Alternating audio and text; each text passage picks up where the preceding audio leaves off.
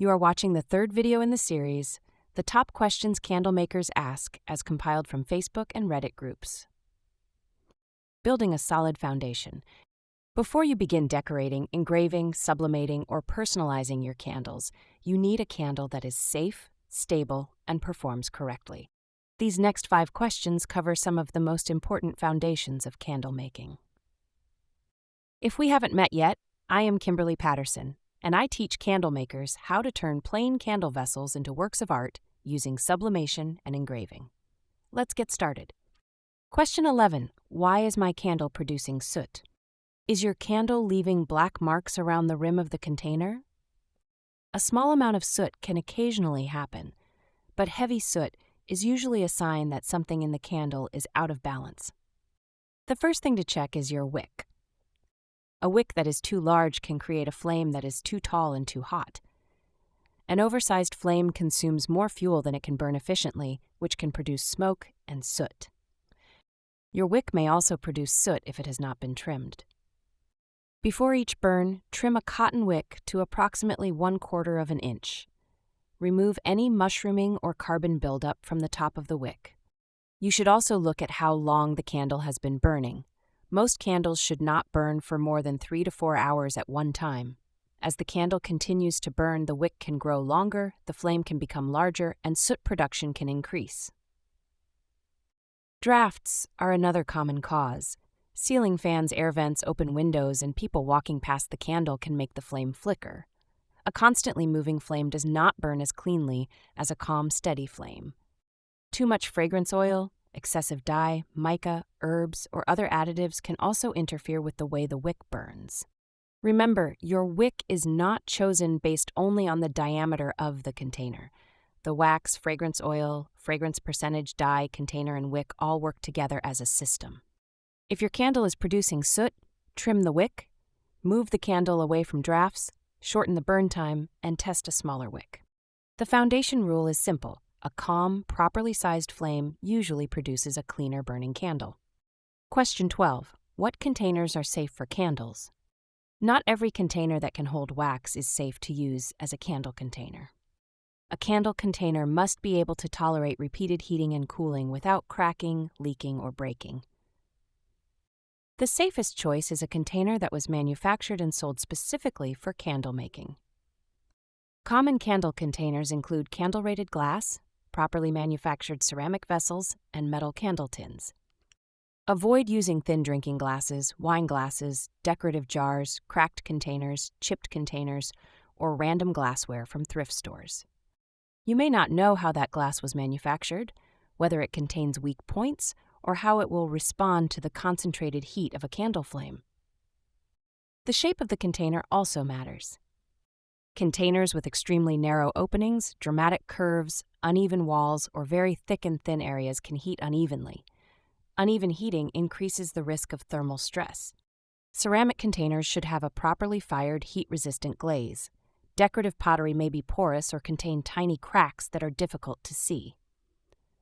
Wooden containers require additional precautions. Wax should not be poured directly into an untreated wooden vessel unless the container has been professionally designed, lined, and tested for candle use. Even when you purchase a candle-rated container, you still need to test it. Candle-safe does not mean that every wick will be safe in that container. An oversized wick can cause any vessel to become dangerously hot. During burn testing, monitor the flame, melt pool, wick behavior, and container temperature. Inspect the vessel after every burn session for cracks, discoloration, or unusual heat patterns. Never sell a candle in a container simply because it looks beautiful. A beautiful container is only valuable when it is also properly manufactured, correctly wicked, and thoroughly tested. Question 13. How do I calculate wax and fragrance amounts? Candle making formulas should always be calculated by weight, not by volume. That means you need a reliable digital scale.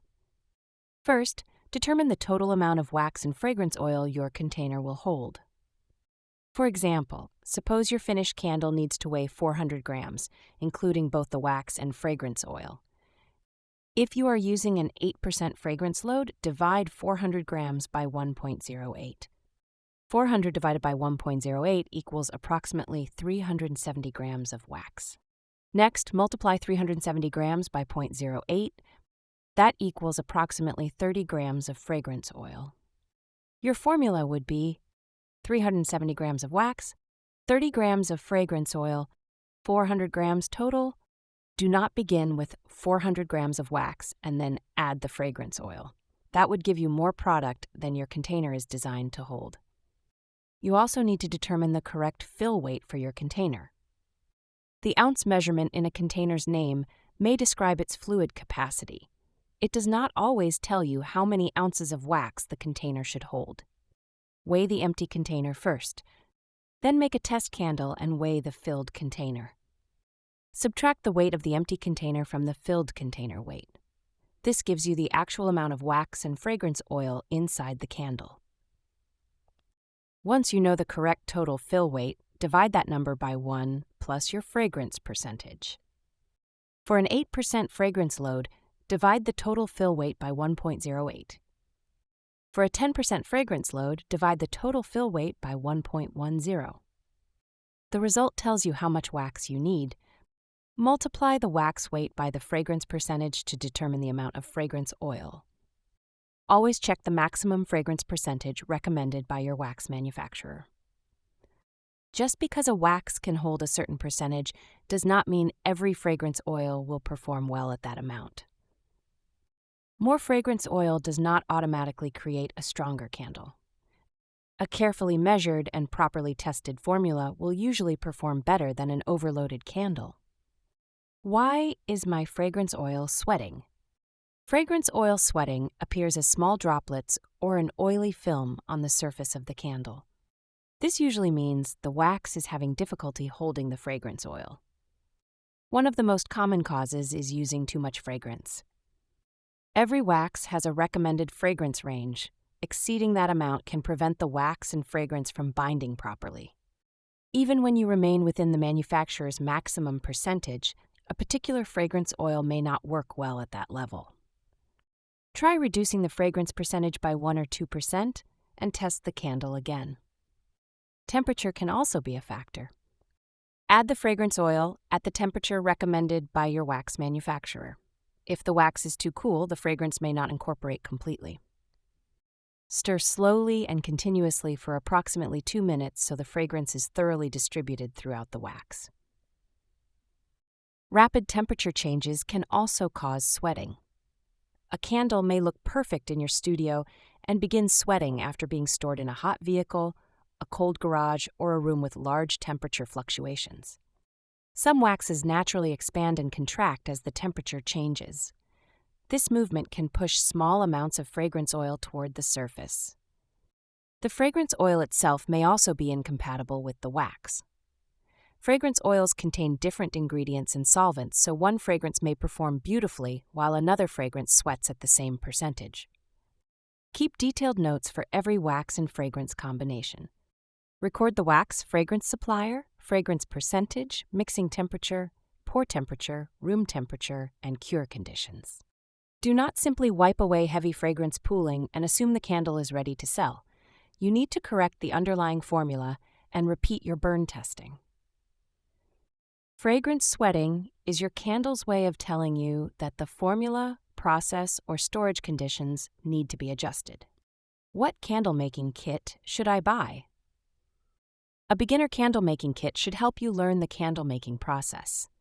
It should not overwhelm you with dozens of fragrances, colors, containers, and decorative accessories.